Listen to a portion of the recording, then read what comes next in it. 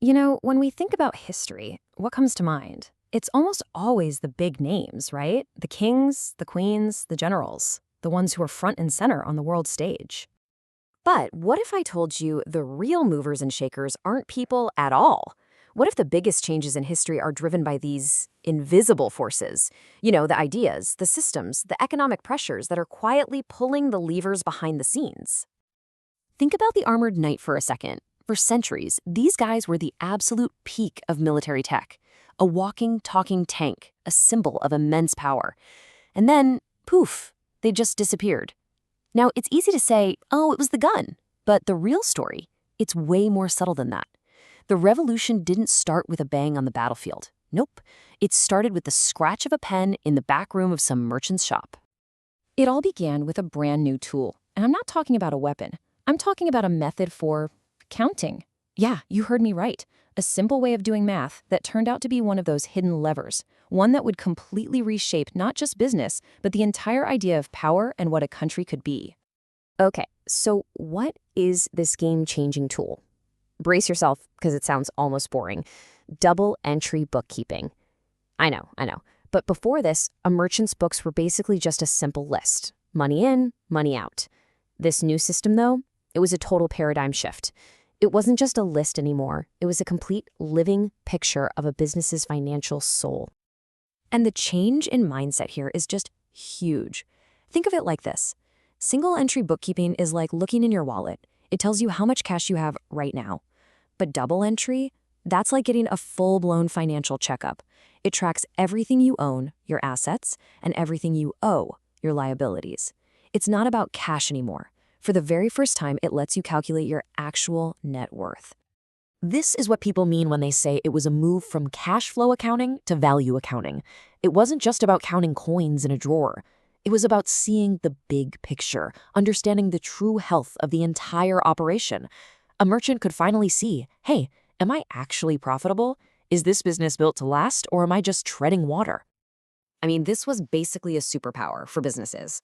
Suddenly, with this kind of financial clarity, you could do real long-term planning. You could make smart investments. You could manage huge, complex organizations. And here's the kicker. Because your books were now transparent and, trustworthy, getting loans or attracting investors became so much easier. It was like pouring gasoline on the fire of economic growth. But here's where it gets really interesting. This whole accounting revolution didn't just stay with the merchants. Oh no, states and governments started adopting it. And this newfound financial power, well, it was about to fuel a military revolution that would bring the age of the knight to a very, very definitive end. And boy, did things change fast. Over just a couple of centuries, firearms tech just exploded. You've got the musket, right? A peasant could learn to use one in a few weeks, completely wiping out the value of a knight's lifetime of training. That fancy plate armor that used to be impenetrable? Totally useless against a wall of lead. The age of the knight was officially over. The age of the common foot soldier had just begun. Which leads to the million-dollar question, right? Sure, one musket might be cheap, but an army of thousands of musketeers? That's astronomically expensive. You have to raise them, train them, feed them, equip them. So where on earth did these kings get the money? And, just as important, the organizational chops to pull this off? Well, the answer is all about scale. A truly mind-boggling change in scale. Let's put this in perspective. Back in the mid-1500s, a really powerful king, let's say Henry II of France, could maybe, with a ton of effort, get an army of about 20,000 guys together. And at the time, that was considered a huge force. Okay, now fast forward just 150 years. You've got Louis XIV, the famous Sun King. By 1700, he could put 500,000 men on the battlefield. 500,000. That's a 25 times increase. It's an absolutely staggering leap in the power of the state. It's almost hard to wrap your head around. So how was this even possible? It's because states built a whole new kind of machine. Not a machine of gears and iron, but a machine of paper and ink. A bureaucratic machine. They basically stole the playbook from the merchant class. They used sophisticated accounting to track all that money, they hired armies of bureaucrats to handle taxes and logistics, and they created central banks to finance these enormous wars. The state itself had become this massive, complex, and unbelievably powerful corporation.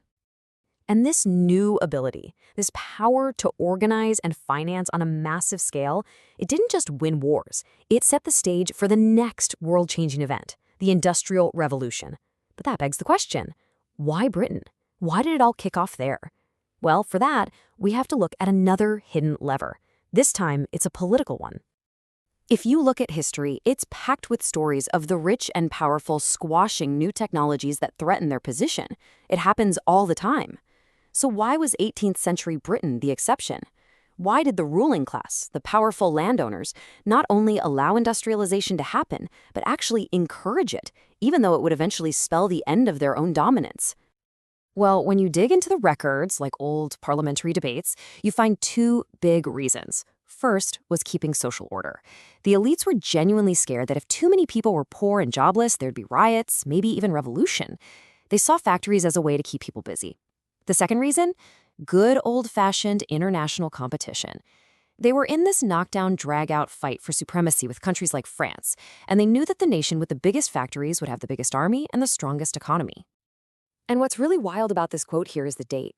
Check it out, 1675. That's 100 years before the Industrial Revolution really got going.